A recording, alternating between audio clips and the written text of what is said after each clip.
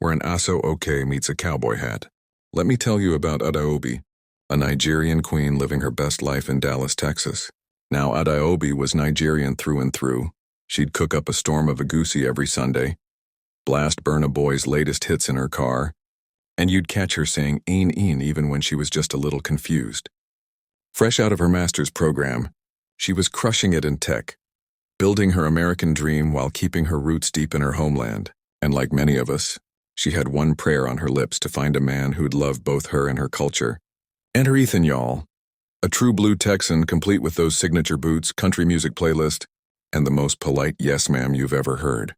Their paths crossed at a work event where Adaobi was presenting. One question from Ethan and boom.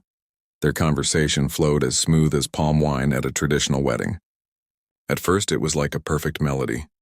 Ethan fell hard for Adaobi's infectious laughter, her fierce spirit, and that bold personality that lit up every room. And Adaobi, she was smitten with Ethan's gentle nature, his thoughtful gestures, and those good old Southern manners. But here's where it gets interesting. Those cultural differences, they started showing up like uninvited guests. Ethan couldn't wrap his head around why Adaobi called everyone auntie and uncle. When he tried her bitter leaf soup, his taste buds went into shock. "Babe, it's bitter," he'd say, while she'd just roll her eyes and explain. "That's literally the point." Then came the big one, marriage traditions. Adaobi's parents stood firm. No bride price, no kneeling, no wedding.